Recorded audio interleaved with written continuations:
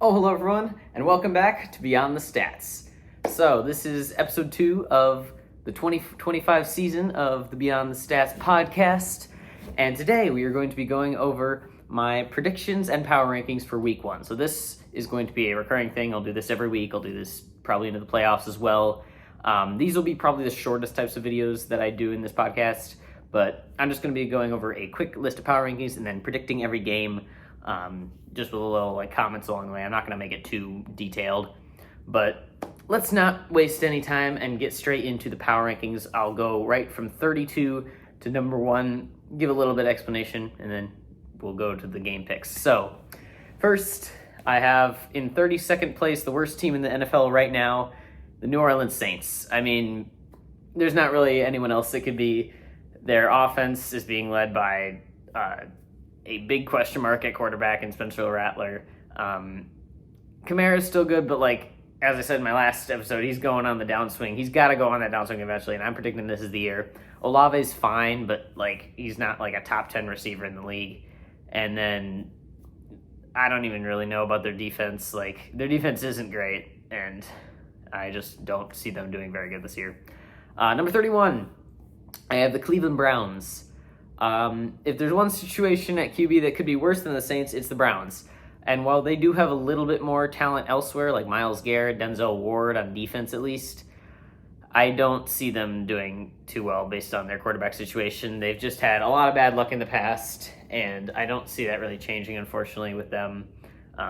They seem to be kind of a cursed franchise, and I'm glad about it. As a Browns hater, that's where they should be, down in the 31s. Number 30, we have the New York Jets. You'll notice a common trend amongst these lower down ones is ones that kind of have questionable quarterback situations, and the Jets are no different. They do have 2 big bright spots on their team, that being Garrett Wilson and Sauce Gardner, but 2 people do not make a team, and even with pretty decent other supporting cast around the players, the quarterback is still Justin Fields, who after his role as a backup the last couple of years, I believed in him in Chicago, but after last couple seasons, I really don't anymore. I don't think he's quite starting quarterback caliber, but we'll see. We'll see what happens. Maybe he balls out. Maybe Garrett Wilson has one of the best seasons of his career. Maybe Breece Hall and Braylon Allen lead one of the best running back rooms. I doubt it, but we'll see. I think this will be a more running-based team, though. Number 29, I have the Tennessee Titans. Last season, I actually predicted the Tennessee Titans would finish last, even with a decent defense, even though they had a decent defense at the time, and I was right. And honestly, they, other than an upgraded quarterback, they haven't gained too much. Their offense, aside from Cam Ward, is still just Calvin Ridley and then a bunch of randos. On defense, they do have some standouts like L'Jarius Sneed,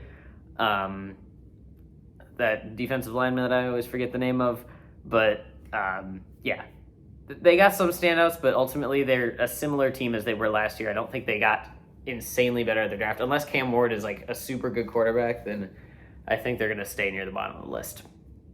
Number 28, we have the Giants, who I think I would have put a lot lower. I probably would have put them at 31 if Jackson Dart hadn't balled out in the preseason. I think he's going to be starting by midseason. I think they're starting Russell for this week. I don't think they're going to win their game this week.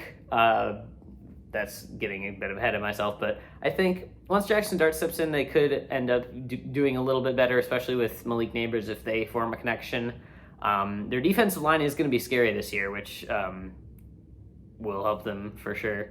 But overall, I think they're a 6-win team at most. Don't have a lot of hope for them this season, but whatever. 27th, we have the Raiders. New coaching, new quarterback, new scheme. I think it'll take a little bit to get into it and get used to it. But I do think this team might be one that could catch fire near the end and win a couple games at the end. I see their ceiling being 7-10 maybe even 8-9. They could, on a really good season, they could sneak in and have a winning record. I don't see them making the playoffs, but they could get a winning record. This is one of the teams that I'm not really decided on. I don't know if they're going to be good or bad, but like knowing where they've been and knowing like regime changes, how they usually go, I think this year they're going to struggle a little bit. I don't have super low hopes for them as much as I do the teams below. I think that we've entered kind of like a tier up now. 26th, we have Dallas, who, I mean, they would be a lot higher if they had Micah Parsons, but now they're down here because they still have no real running backs. They lost their top defensive player. The rest of their defense is whatever. I do think Dak Prescott is going to have a better season than he's had with George Pickens as a weapon as well. I think their passing game is going to be better than it has been, but everything else is going to be a decline from the last year. Don't have a lot of faith in Dallas this year.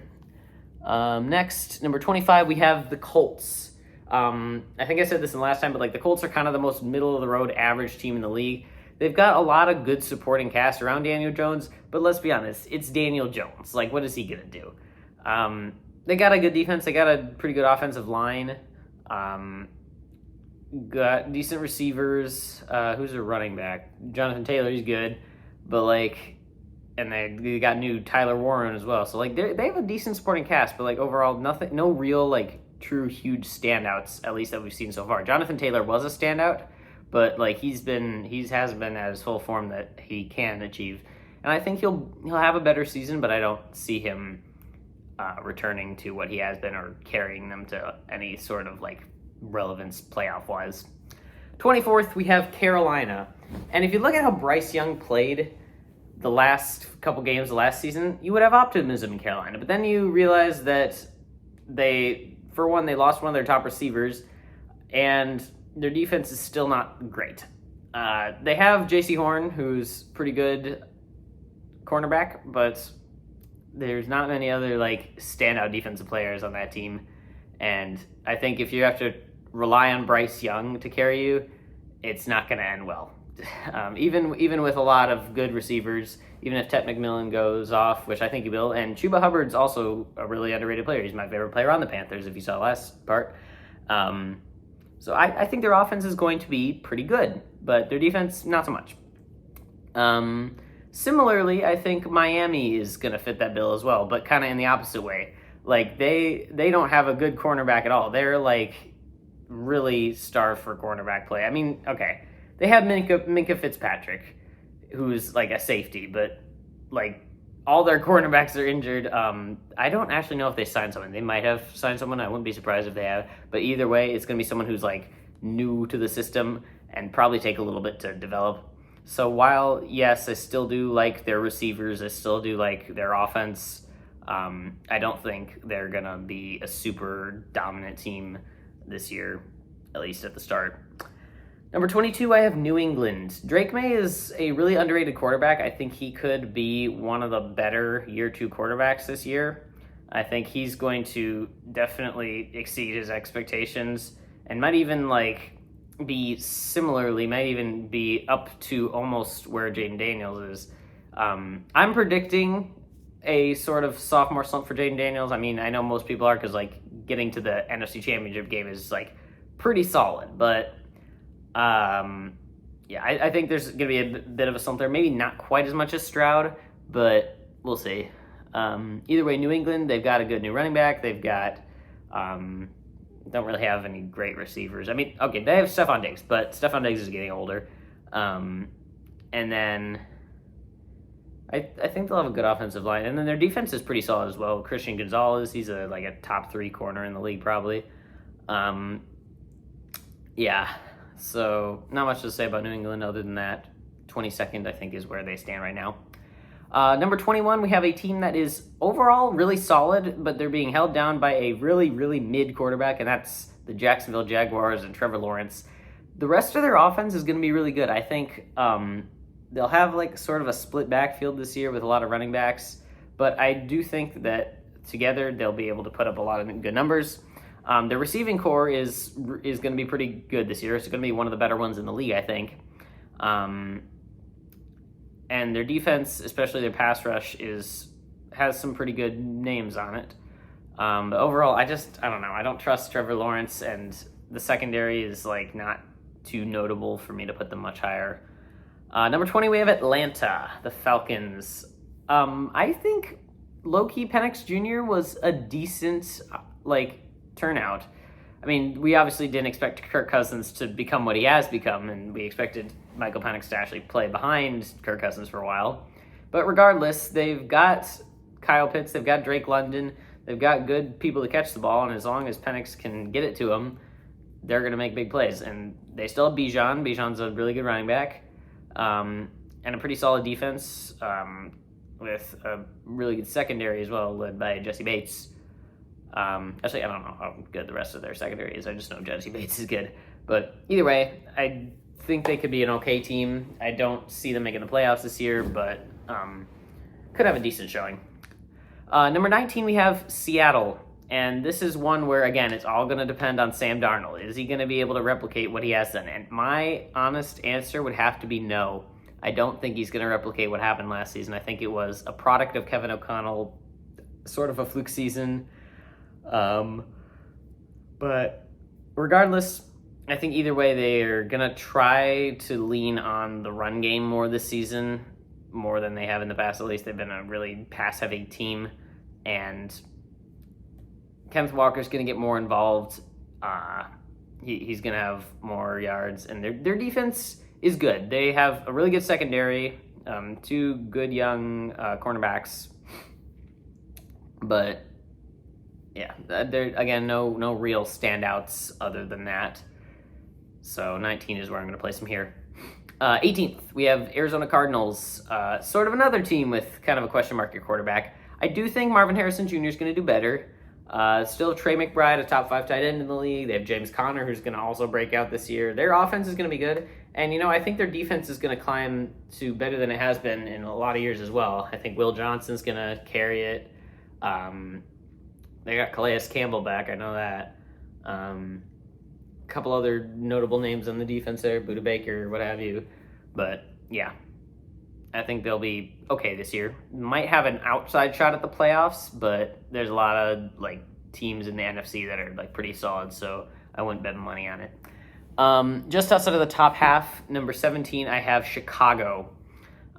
This one is going to kind of tell us, this week one is going to tell us a lot about Chicago and Detroit. Is it Ben Johnson that made Detroit great, or was it Dan Campbell?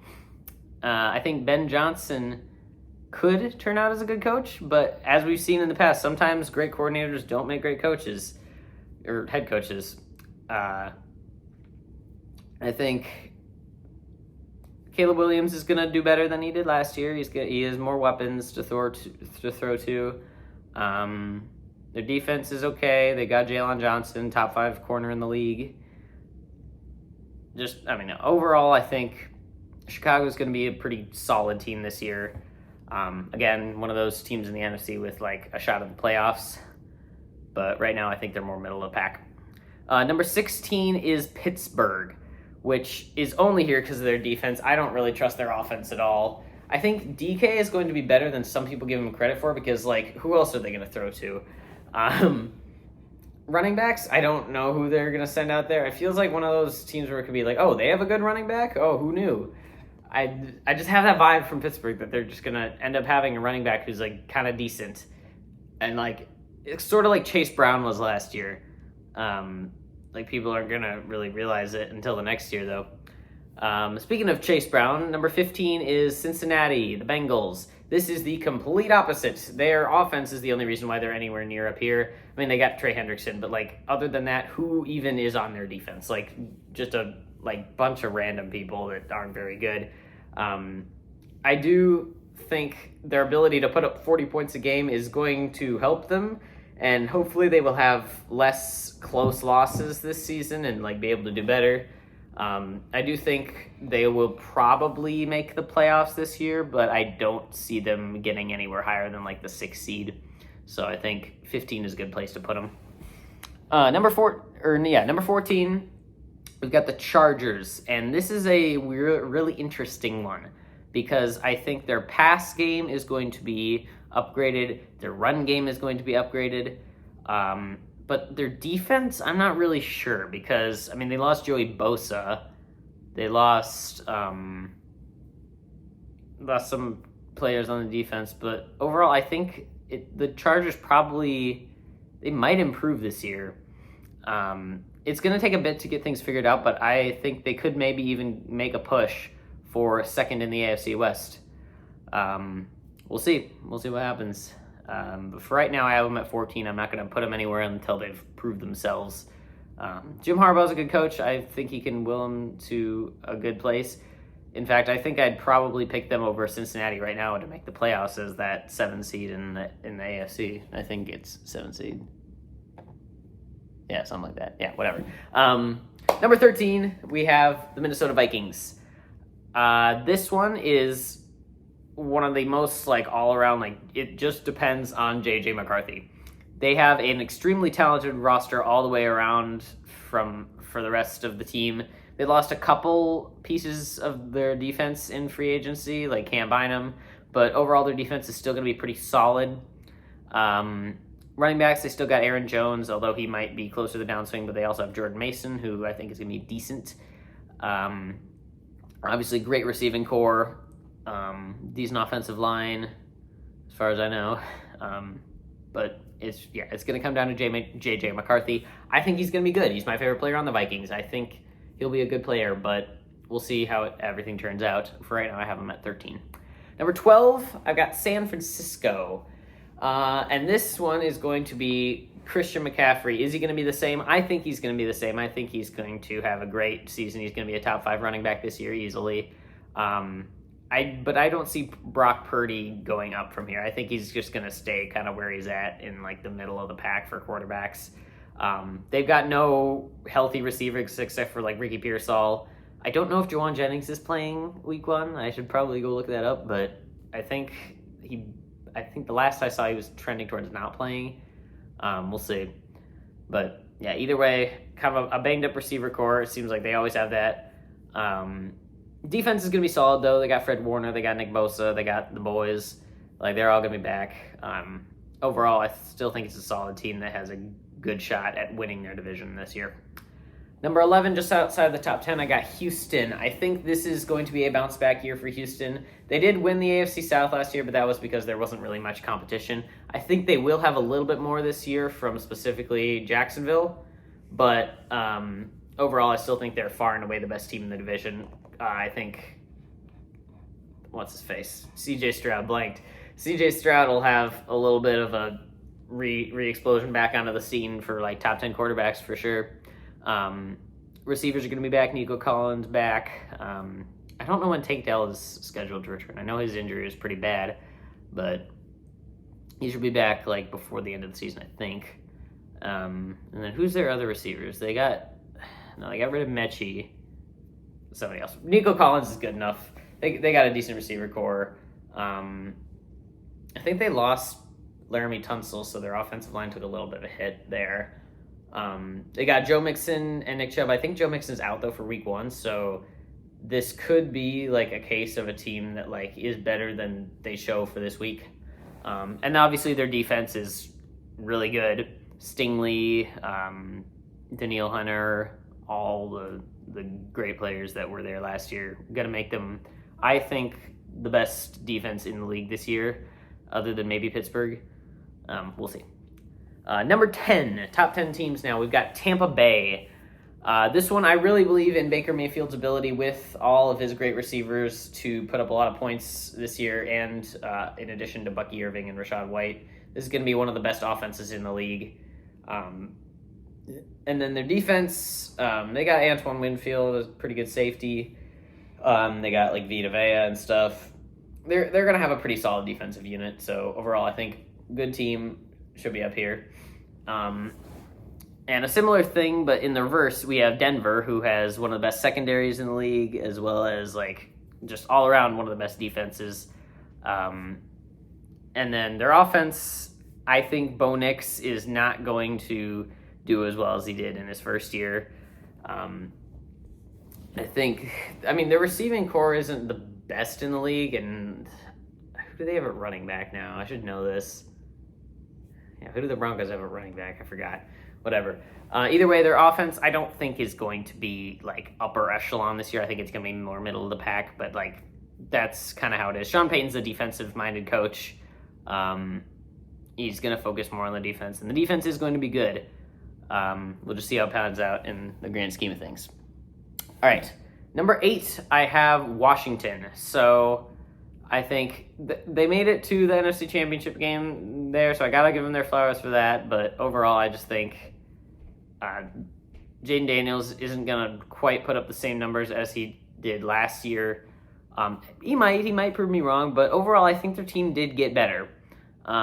Despite losing Brian Robinson just a couple weeks ago, or even just like a week ago, they got a better receiver core now. They got Deebo Samuel out there. And overall, I think just a better offense in general. They still have Bobby Wagner, who's still up and kicking. Despite his age, he's still a really good defensive player. Overall, pretty underrated defense, and I think they have a shot at returning to a high spot in the playoffs. I think they have a shot to win a playoff game this year. I have them right now as my number 5 seed in the NFC. So, yeah, we'll see how it goes. Number 7, we have Green Bay. So Green Bay, I kind of moved up right as I was starting this as kind of an impulse decision.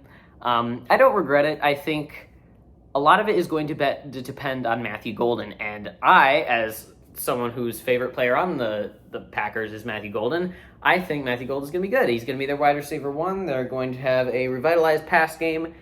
And Josh Jacobs is still going to do good at the running back position. They're going to be good at that aspect. And then they're also going to have a revitalized pass rush, thanks to Micah Parsons. Their defense is going to be pretty good. I think it might be a top 10 in the league. They also got Xavier McKinney. These are at this point probably a top 5 safety, I would say, in the league. Or at least he was last year. So we'll see how they can improve this year, but I think overall they're going to be a pretty solid team. Number 6, I have the Rams. And this is one that I'm not super confident about. They could slide, but overall right now I still think Matthew Stafford is a capable quarterback. They've got an insane receiver core. Kyron Williams is still a top 10 running back probably. And obviously their defense, they got Jared Verse. They've got overall solid defense, and they ultimately, like it or not, they came the closest to beating the Eagles last year. So I think they're a good team. I think they have a shot to win the NFC. They're my number 3 seed right now in rankings for the NFC. But yeah, we'll see.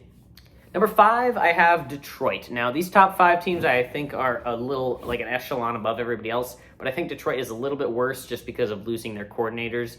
Overall, I think the players that they have are similar to what they had last year, and especially with Aiden Hutchinson coming back, I think this team, player-wise, is going to be just as good, if not better, than last year.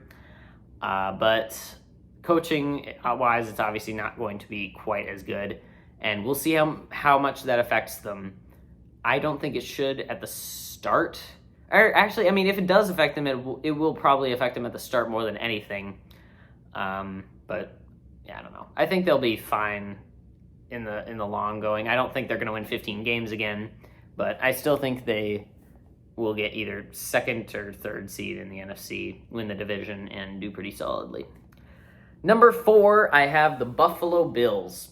And I remember 2 years ago, or after the wide right number 2, after the third time Allen lost to Mahomes in the playoffs, a lot of people were saying, is this it for the Bills? They have a lot of guys going into contract years. There's a lot of question marks whether some guys will be around. This might be the last shot or whatever. And clearly it wasn't, because they made it back to the AFC Championship game. So I don't believe anything that's saying the Bills are gone. They're still going to be a good team. They're still a top 4 team in the league. They're still going to be here as long as Josh Allen's here, no matter how bad of a receiving core they have. James Cook is still really solid. Their offensive line is still pretty good with Deion Dawkins, and their defense is also a pretty good unit for sure. Yeah, there's not much else to say. Josh Allen's the highlight of the team, but they do have a few roster things that I'm not quite sure about, specifically the wide receiver room, that I think some teams do better than them. Number 3, we have Baltimore, the Baltimore Ravens. I think they have one of the most stacked rosters in the league. You got Lamar, you got Derrick Henry, you got like Zay Flowers. Again, receiving core not quite as strong, but like tight end room is really good. I think they might have probably one of the best tight end rooms in the league. Good offensive line, good defense, just all around, especially secondary. Like they've really built up their secondary costs the last couple of years with like Nate Wiggins, Malachi Starks, and obviously Kyle Hamilton, another probably might even be the best safety in the league. Maybe. We'll see. Either way, yeah, Baltimore. Oh, yeah, they also have Jair Alexander. Forgot about that.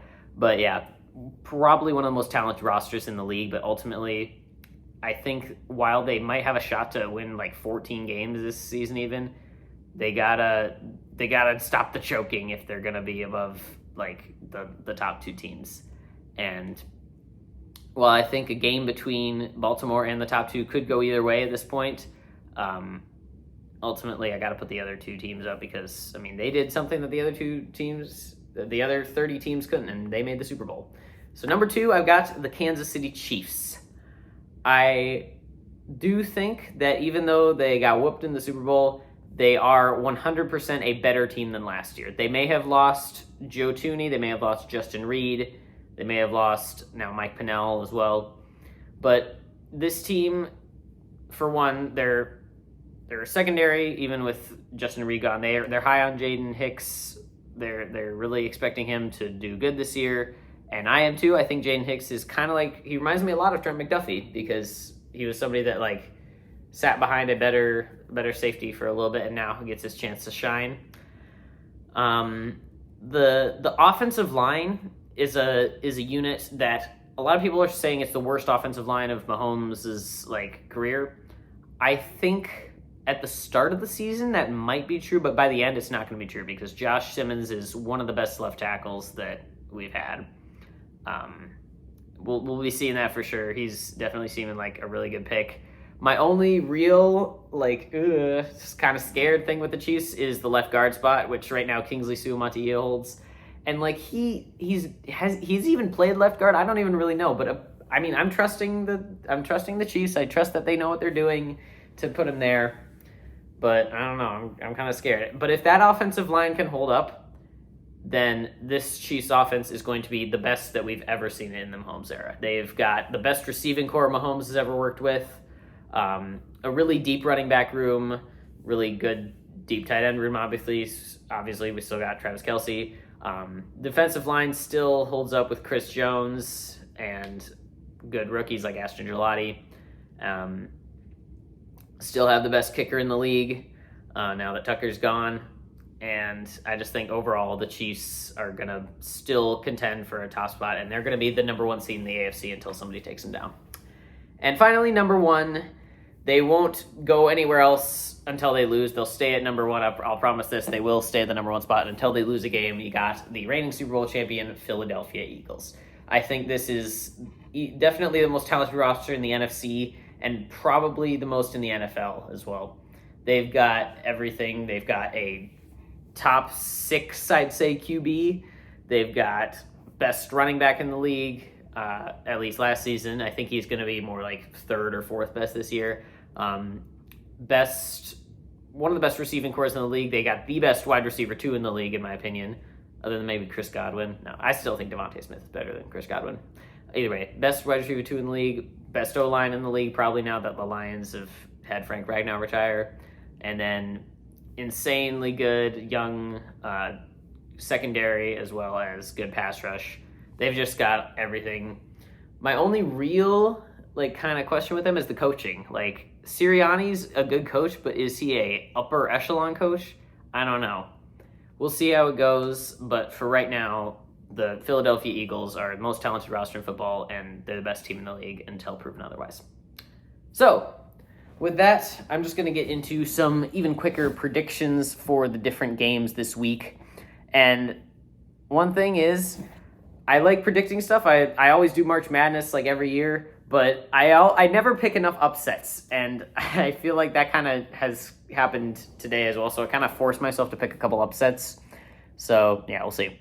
So first of all, Thursday Night Football. We've got Dallas and Philadelphia. I'm going to go with Philadelphia on this one. I think there's not much needing to be explained there. Dallas is a worse team than they were a week ago with Parsons lost, and at this point, I think any hopes we have of Philadelphia losing is out the window. Or of Philadelphia losing. Kansas City and Los Angeles Chargers. I'm going to go with the Chiefs here. I think it is going to be a one-score game because the Chargers are going to be a solid opponent. But ultimately, I think if the Chiefs' offensive line, I can't say if the offensive line of the Chiefs holds up against the Chargers pass rush, which I think it can, we're going to light up the scoreboard. And even if their receiving core and running backs can do the same, I think we're going to outscore them. Dude, I keep saying we. Whatever. The Chiefs are going to outscore the Chargers, and I think the Chiefs are going to win this game. It will be a close one, though. Next, Miami and Indianapolis. I'm going to go with Miami here. Ultimately, I think the offense of Miami still got it in the tank, and I think Daniel Jones is not the starting caliber of quarterback. This is going to be a flip-flop game. I wouldn't be surprised if Indianapolis takes this one, but ultimately I'm going to go with Miami. Pittsburgh and the Jets. The Jets are just a low-down team that isn't going to do good. This is going to be probably a lower scoring game, but ultimately Pittsburgh's defense. I say ultimately over 5 seconds. Anyway, Pittsburgh, I think their defense is going to not allow the Jets to really do anything. Next, Carolina and Jacksonville. I'm going to go with Jacksonville here just because of the fact that Carolina's defense is not very good, and I think Jacksonville's revamped new offense that's like better than it has been in the last couple of years is going to be able to exploit that and win. Arizona and New Orleans, not much to say here. Arizona's going to win. New Orleans isn't winning a game. I think they'll probably go like 2-15 this year unless they can get something figured out. The Giants in Washington. I said this before. I don't think the Giants are going to upset the Commanders. I think Commanders are going to win, especially with Russell starting as quarterback. The Giants started off slow last season. I don't see any reason for that to change. This is one upset that people are kind of picking, which is weird. I don't know. I think Washington still got it. Tampa Bay, Atlanta. I'm going to go with Atlanta on this one. I'm going to take the upset. I think Penix is going to have a good game. And with the offense, I think this will be a higher scoring game. But ultimately, I think the home field advantage for Atlanta is kind of what's going to give it to me. Bijan's going to have a good game, and this is another close one that, again, could go either way, but I'm going to pick Atlanta for this one for the upset. Cincinnati and Cleveland. Now, Cincinnati is known for their rough starts, so I think this is going to be a close game, but ultimately I'm going to go with Cincinnati. They have a good enough offense that I think they can get around Myles Garrett and Denzel Ward and score enough points that even with their pathetic defense, the Browns offense isn't going to be able to do much against them. Next, we have New England and Las Vegas. I'm going to actually pick Las Vegas on this one. I think Geno Smith and Ashton Genty are going to be a decent couple of players that will lead them to win. I think this will be more of a running team, so the Patriots won't get to use their better players like Christian Gonzalez. I do think it might be a somewhat higher scoring game because I think both of these units, or at least the Raiders' strength is probably their offense. New England, I mean, they're kind of a more balanced team, but I don't know. I feel like the Raiders kind of have a little bit of an edge here, especially with home field advantage. San Francisco and Seattle. This one is going to be a battle of rushing. There's going to be a lot of rushing going on here because they both have pretty good pass defenses. But I'm going to pick San Francisco to win this one because I think McCaffrey is going to have a revenge game where he goes off and does pretty good. Next, Tennessee and Denver. What a welcome to the NFL for Cam Ward facing one of the NFL's best defenses. He's not going to look very good, I don't think, unless he's like a super good quarterback that we're not aware of. But anyway, I think Denver's got this one here. Detroit and Green Bay. This is probably my biggest upset. I'm taking Green Bay here. Even as a Detroit fan, I think Green Bay, especially if Micah Parsons can get everything good, I think the coaching staff for Detroit needs a little bit of time to rework everything. So I think Green Bay's got this one, especially since it's at Green Bay. yeah, I think this will be one of the closest, best games of the week, but I think Green Bay is going to pull it out. Houston and the Rams. This one is a battle of two teams that I think could be kind of both on upset alert, but I'm going to go with the Rams here just because I think they're a better team just in general. They got a good defense. I think Houston might not be able to do as much on offense as they would like. And despite Houston's great defense, I think in a lower scoring one, the Rams will take it. This is one of the picks that I'm least confident about, though. I think Houston could end up pulling this one out with a win. Baltimore and Buffalo, best game of the week for sure. I think Baltimore gets revenge here and wins. They've got a better roster this year. Mark Andrews ain't going to drop another 2-point conversion. Their defense is better. They'll be able to stop James Cook. Their secondary is way more than a match, or like way outmatched. Like the Bills receivers, they're not going to be able to do anything. Josh Allen's going to have to try to do it himself, and I think he will come close, but ultimately Baltimore's a better team. Then I'm going to give them the win here. And finally, Minnesota and Chicago. This is a really interesting game because it's J.J. McCarthy's first NFL game. He's on prime time on the road against a pretty solid pass defense in Chicago.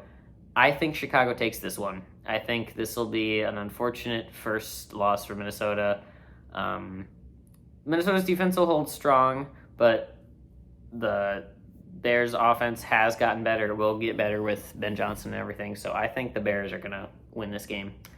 So, those are my power rankings and predictions for this week of the NFL. We'll come back next time. There will be a video where I kind of review what happens in the week, and then next time on power rankings, I'll also say like how much a team went up or down from the previous week. So yeah, I hope you guys have enjoyed, and remember to leave a like and subscribe if you did, and I will see you guys in the next episode of Beyond the Stats. Goodbye.